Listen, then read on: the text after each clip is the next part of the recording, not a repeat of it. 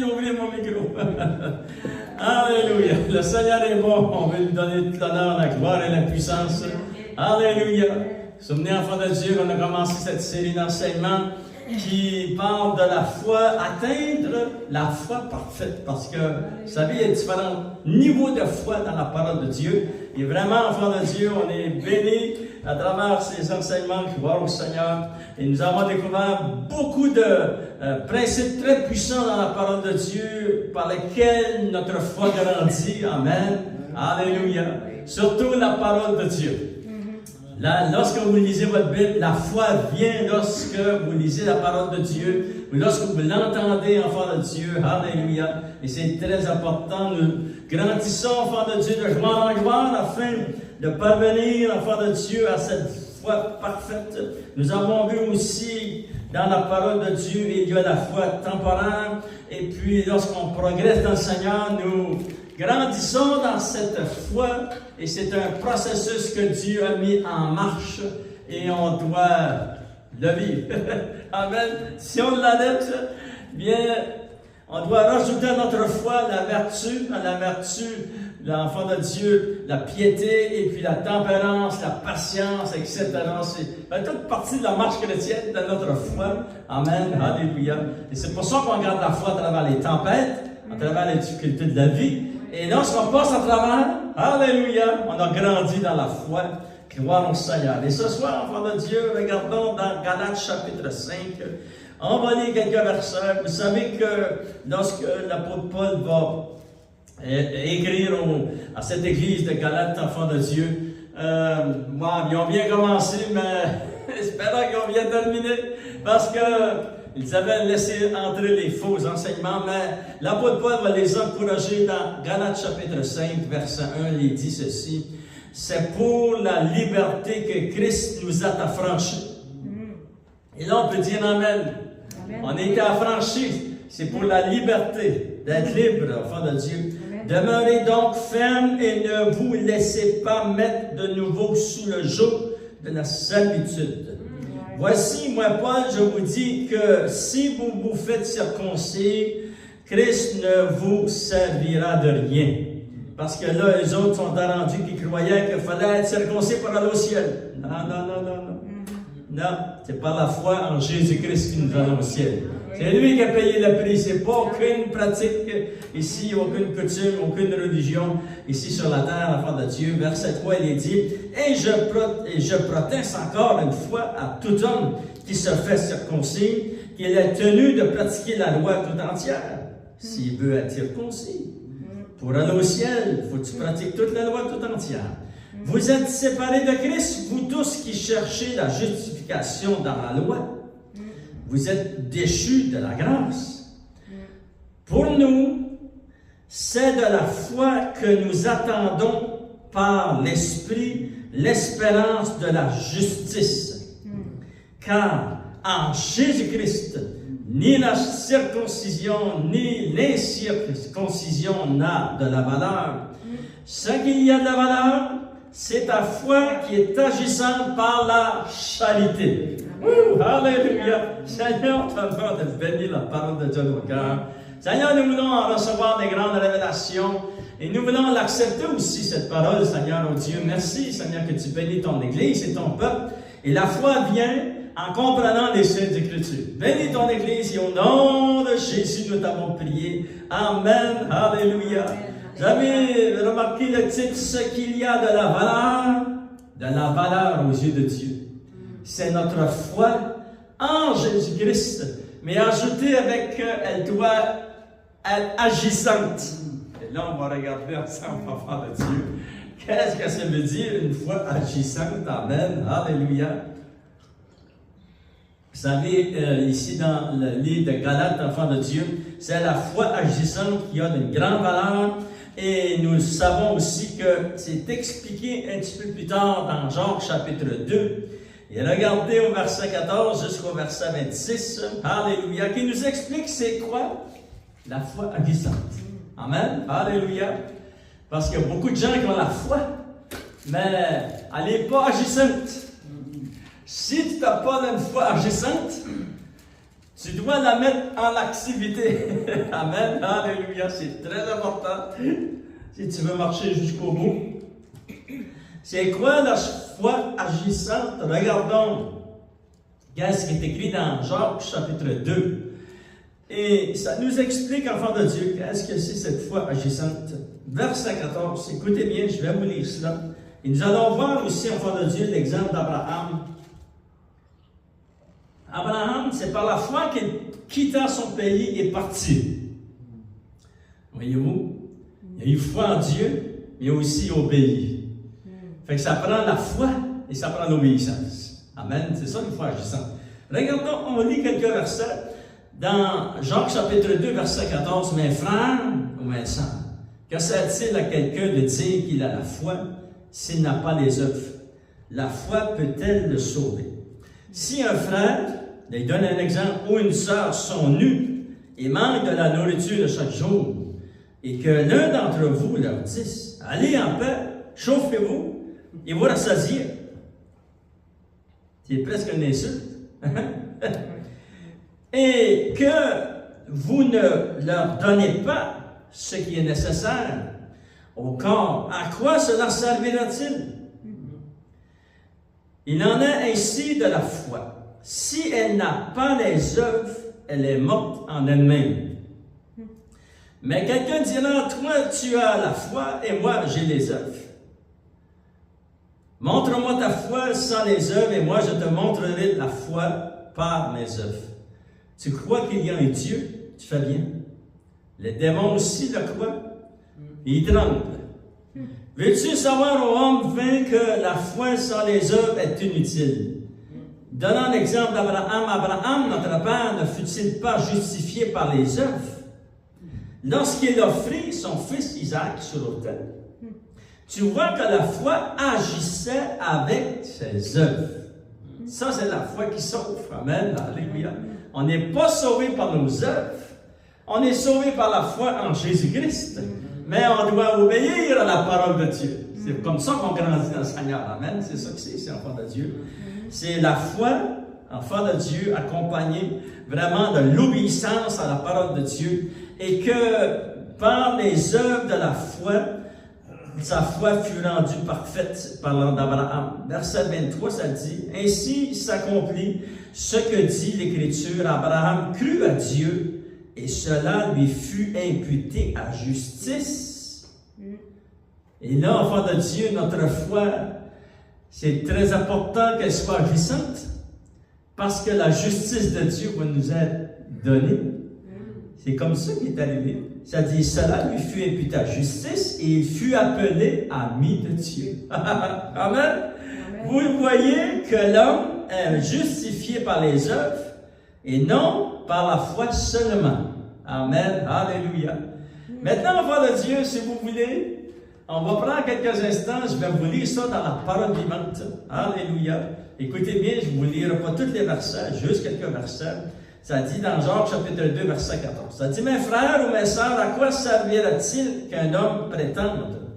J'ai la foi s'il ne peut présenter aucun acte qui le prouve. Voyez-vous? Comment prouver que j'ai la foi en Christ? C'est dans l'obéissance à la parole de Dieu. Amen. Alléluia. Une telle foi peut-elle le sauver? Supposez qu'un frère ou une sœur soit dans le dénuement, qu'il soit dans le besoin, et n'ont rien pour s'habiller, rien à manger aujourd'hui. Et voilà, l'un de vous qui leur dit, au revoir mes amis, portez-vous bien, restez au chaud et bon appétit. Voyez-vous? Fait que, vraiment, on ne peut pas faire ça. La vie chrétienne, si tu vois un besoin, tu travailles pour le rencontrer. C'est ça que c'est le christianisme. Amen. Alléluia. Et puis on l'a fait avec la force que nous avons. Mais la détermination que nous avons, enfants de Dieu. Il est dit, écoutez bien, prenons l'exemple d'Abraham. Prendre le cas d'Abraham, notre ancêtre. Comment fut-il déclaré juste? N'est-ce pas en raison de ses actes? C'est pour ça qu'il était déclaré juste devant Dieu.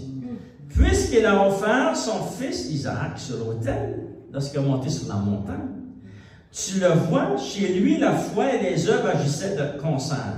Ce ce complément mutuel. Par les actes qui l'accompagnaient, sa foi atteignit son plein épanouissement et atteignit la foi parfaite. Et nous avons vu l'exemple d'Abraham. Il a commencé avec une foi qui était faible. Il a grandi dans la foi jusqu'à atteindre la foi parfaite. Wow! Mais ça, vraiment, il a marché avec le Seigneur. Ça dit ainsi, s'accomplit ce que l'Écriture déclare à son sujet. Abraham a placé sa confiance en Dieu. C'est pourquoi Dieu a porté sa foi à son crédit et l'a déclaré juste et l'a appelé son ami. Wow! C'est ça qu'on court pour. C'est que Dieu nous déclare son ami. Amen. Alléluia. Vous voyez donc qu'un homme est déclaré juste devant Dieu à cause de ce qu'il fait et pas seulement à cause de ce qu'il croit. Alléluia. On doit croire et on doit faire l'œuvre de Dieu. Amen. Alléluia. Vraiment, enfant de Dieu, écoutez bien. C'est quoi la foi agissante? La foi agissante, c'est la foi qui travaille. Elle fait ce que Dieu demande de faire pour le royaume de Dieu. C'est associé aussi avec aimez-vous les uns les autres, supportez-vous les uns les autres, priez les uns pour les autres, aidez-vous les uns les autres, c'est ça la vie chrétienne. Amen, alléluia. Enfant de Dieu, la foi, c'est quoi la foi agissante? C'est la foi qui se développe lorsque nous aidons quelqu'un. C'est la foi qui lie l'ennemi et qui annule les plans de Satan. Écoutez bien, je vais vous montrer ça dans la parole de Dieu. Vous êtes prêts? Amen. Tournez s'il vous plaît ensemble dans Actes des Apôtres, chapitre 26. Alléluia. Votre foi que le Seigneur vous a donnée, ça dit dans la parole de Dieu, nous avons appris, enfants de Dieu, que Dieu nous a donné une mesure de foi. Et chacun de nous, on a reçu une mesure de foi. Si notre foi, on a reçu une plus grande foi que les autres, ben Dieu nous demande de plus. Voyez-vous? Mais chaque niveau de foi que nous avons reçu, elle est très, très importante. Et puis, c'est un don du Saint-Esprit. C'est le Saint-Esprit qui a mis ça ici dans notre cœur. Il a départi en nous. C'est très important de la protéger, de grandir dans cette foi. Amen. Alléluia.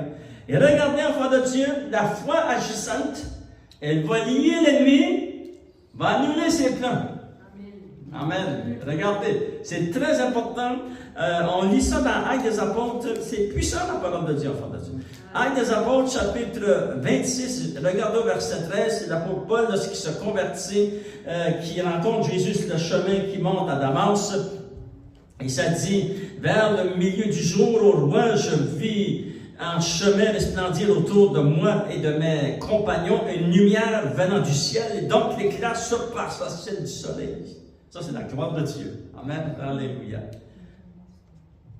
Ça dit, nous tombâmes tous par terre, et j'ai entendu une voix qui me disait en langue hébraïque, Saul, Saul, pourquoi me persécutes-tu? Il te sera dur de regimber contre les aiguillons. Et je répondis, qui es-tu, Seigneur? Et le Seigneur me dit, je suis Jésus que tu persécutes. Mais lève-toi et tiens-toi sur tes pieds. Car je te suis apparu pour t'établir ministre et témoin des choses que tu as vues, c'est-à-dire celles qu'il a vues là, et de celles pour lesquelles je t'apparaîtrai. Parce que le Seigneur va lui apparaître à différents endroits pendant sa marche chrétienne pour grandir le Seigneur. Ça y a pris 13 ou 14 ans pour Paul, avant qu'il commence à prêcher la parole de Dieu. Il a prêché la parole de Dieu, mais avant qu'il soit à plein temps dans l'œuvre de Dieu, 14 ans, c'est beaucoup, ça, foi de Dieu. Amen. Mais il avait grandi dans sa foi. Et écoutez bien qu'est-ce que le Seigneur lui dit. Il lui dit, je t'ai établi, je t'ai choisi du milieu de ce peuple et du milieu des païens, vers qui je t'envoie. Alléluia. Les premiers apôtres, Pierre, etc., ont été appelés pour aller plus vers les Juifs, mais lui était appelé pour aller vers les païens. C'est nous, les enfants de Dieu. C'est les autres nations qui ne sont pas juifs. Fait que, pourquoi Dieu l'avait-il envoyé?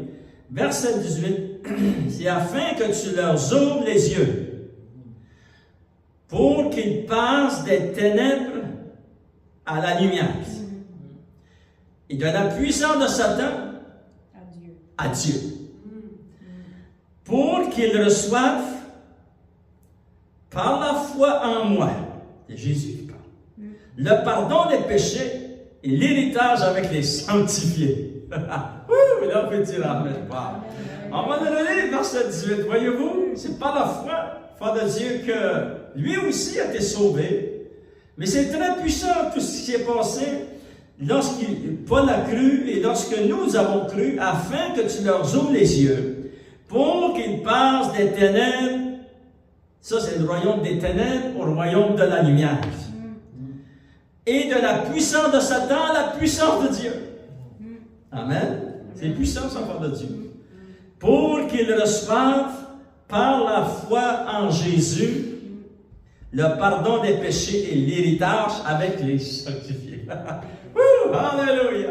Vraiment, enfant de Dieu, la foi agissante a permis que nous puissions changer de royaume, que nous puissions être non dominés par l'ennemi, mais dirigés par Dieu, dominés par Dieu. Amen. Alléluia.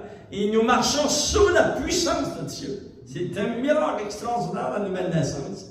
Tout cela a commencé par la foi en Jésus. Jésus le dit ici, par la foi en moi. Ils recevront le pardon des péchés. Et en plus, ils recevront l'héritage avec les sanctifiés. Alléluia. Ben vraiment, enfant de Dieu, la foi agissante est très importante dans la parole de Dieu. Très importante pour les chrétiens. Gloire au Seigneur. Alléluia. Et nous savons aussi que Jésus nous en avait informé d'avance. Il avait dit, enfant de Dieu, lorsque je reviendrai, est-ce que Jésus va retrouver la foi sur la terre? C'est-à-dire, enfant de Dieu, que la foi des chrétiens, avant le retour de Jésus, va être vraiment éprouvée. Fait que nous le voyons, on le voit. Ça prend pas grand-chose pour voir comment on est éprouvé, mais on doit garder notre foi. Gardez la foi dans la parole de Dieu. Alléluia. Parce que le jour de la délivrance est proche, enfant de Dieu. Et on peut répondre au Seigneur, Seigneur, tu vas trouver la foi dans mon cœur. Lorsque tu reviens, tu trouves la foi dans mon cœur, Seigneur. Alléluia. Gloire au Seigneur. Enfant de Dieu aussi, ici, nous avons vu la foi agissante, qui est agissante. Gloire au Seigneur. C'est elle qui a de la valeur. Regardons, enfant de Dieu aussi, comment grandir à partir de cette foi et atteindre une foi qui est ferme. Alléluia. Qui est solide, qui est inébranlable. Et là, enfant de Dieu, on va regarder le témoignage de ces hommes et de ces femmes de Dieu qui, dès l'Ancien Testament, mais qui sont écrits dans le Nouveau Testament aussi. Regardez, enfant de Dieu, comment ils ont tenu ferme devant l'adversité dans Hébreux chapitre 11, verset 32 jusqu'au verset 40. Alléluia.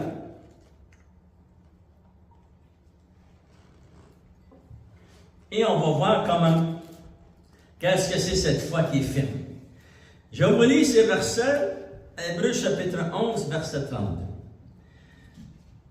Et que dirais-je encore, car le temps me manquerait, pour parler de Gédéon, de Barak, de Samson, de Jephthé, de David, de Samuel et des prophètes, qui, par la foi, vainquirent des royaumes, exercèrent la justice, obtinrent les promesses de Dieu, fermèrent la gueule des lions. Ça, c'est dans Daniel, vous vous souvenez? Éteignirent la puissance du feu, échappèrent au tranchant de l'épée. Comment David, de fois, a-t-il échappé au tranchant d'épée? Guéris de leur maladie, furent vaillants à la guerre, mirent en fuite des armées tranchantes. Wow! Alléluia! Regardez ce qui est écrit par rapport aux femmes aussi. Parce que la foi d'un homme, la foi d'une femme, c'est très puissant, enfant de Dieu. Regardez verset 35. Il est dit, des femmes recouvrèrent leur mort après la résurrection. Ils ont prié pour leur mari ou leurs enfants. Ils sont revenus à la vie. D'autres furent livrés au tourment sans abandonner la foi. Ça, c'est l'épreuve. Ça c'est une foi qui est ferme et inébranlable en faveur de Dieu. Et n'acceptèrent point de délivrance afin d'obtenir une meilleure résurrection. D'autres subirent les moqueries et la foi, les chaînes et les prisons, la prison. Ils furent lapidés, sciés, torturés. Ils moururent tués par l'épée. Ils allèrent ça et là vêtus de peau de brebis et de peau de chèvre, dénués de tout, persécutés et maltraités. Wow! Ces gens-là, ils ont gardé la foi. Hommes ou femmes, regardez, ça dit. Eux donc, le monde n'était pas digne. Errant dans les déserts et les montagnes, dans les cavernes et les angles de la terre. Tout cela, à la foi desquels il a été rendu témoignage, n'ont pas obtenu ce qui leur était promis. Vous savez, enfants de Dieu, des fois on n'obtient pas ce que la parole de Dieu nous dit, mais on ne se retourne pas en arrière. On garde les yeux fixés sur le Seigneur Jésus et on n'abandonne pas la foi. Amen. C'est ça qu'ils ont fait, ces gens-là. Ils ont persévéré, ils ont atteint cette foi qui était ferme et inébranlable. Verset 40, ça dit, Dieu ayant en vue quelque chose de meilleur pour nous, amen, alléluia, afin qu'il ne parvinsse pas sans nous à la perfection. Alléluia. Afin qu'il ne parvinsse pas sans nous à la perfection. Et là, on s'est posé la question, quelle perfection?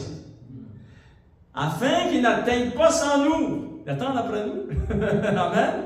Il attend après l'Église du Seigneur Jésus. Maintenant, enfants de Dieu, vous savez que bientôt, très bientôt, nous savons que Jésus revient bientôt.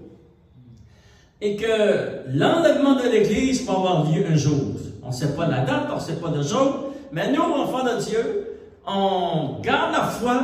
On reste inébranlable dans les promesses de la parole de Dieu et dans la parole de Dieu. Et un jour, ça va sonner cette trompette. Amen. Alléluia. Amen. Maintenant, écoutez bien ceci. Au son de la trompette de Dieu, tous les chrétiens qui sont au ciel, parce que lorsqu'un chrétien s'endort dans le Seigneur, on n'utilise pas le mot mort. Si un chrétien meurt, non, on n'utilise pas le mot mort. Parce que mort veut dire être séparé de Dieu. Mais le chrétien, lorsqu'il va s'endormir, c'est pour ça que la parole de Dieu, Jésus a expliqué que le chrétien s'endort dans le Seigneur. Amen. Donnant l'exemple de Lazare. Pourquoi utilise-t-il ce terme? C'est parce que le chrétien qui s'endort dans le Seigneur, son corps va s'endormir. Mais lui, son âme et son esprit entrent dans la présence de Dieu. Et c'est pour ça qu'Hébreux chapitre 12, vous pourrez le lire, chapitre 13, enfants de Dieu, ça dit que les esprits qui sont devant le trône de Dieu, ça c'est nos bien-aimés qui nous ont précédés des milliards, ça dit dans la parole de Dieu, dans Apocalypse chapitre 4 et 5, vous pourrez le lire, ça dit milliards de milliers de milliers. Wow, il y a du monde au ciel, puis il y a des anges au ciel. C'est glorieux tout ce qui se passe là, enfants de Dieu.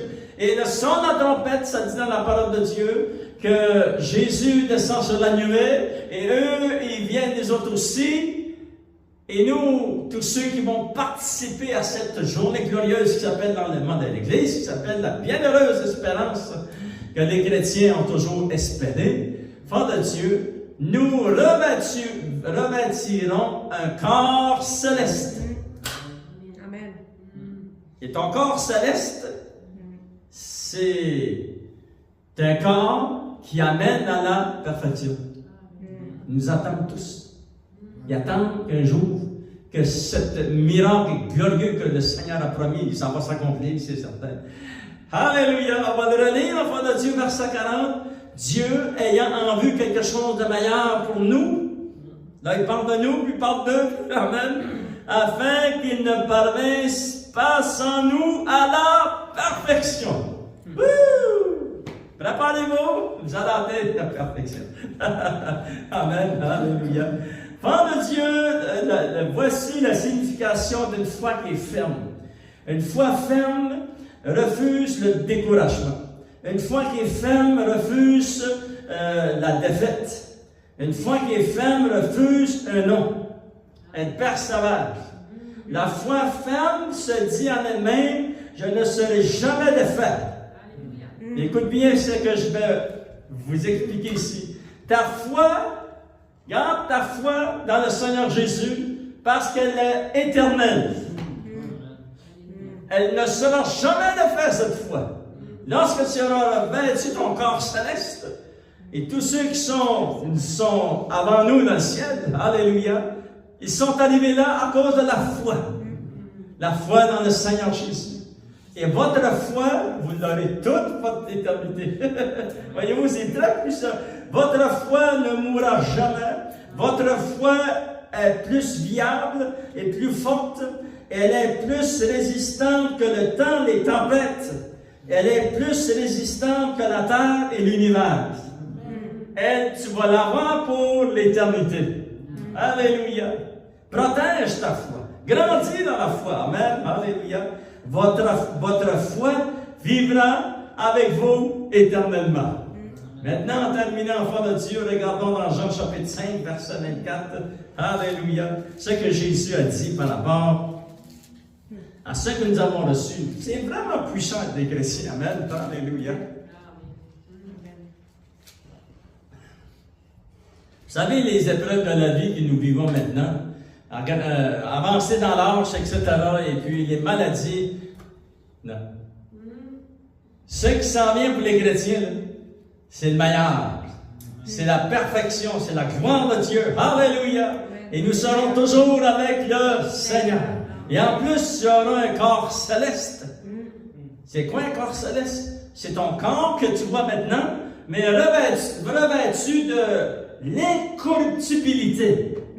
Revêtu de l'immortalité. Alléluia. Et revêtu du parfait de Dieu. qui est écrit dans 1 Corinthiens, chapitre 13, enfants de Dieu. Vous serez revêtus, comme il est dit ici, nous l'avons vu, de la perfection de Dieu. Alléluia! Tu vas changer, ta vie va changer, c'est certain. C'est complètement, entièrement, totalement, pour l'éternité. Et tu auras besoin de ce corps lorsque tu reviens pour régner avec Jésus, son règne de 1000 ans. Tu vas avoir ce corps. Amen. Il va y avoir des êtres humains comme nous sur la terre.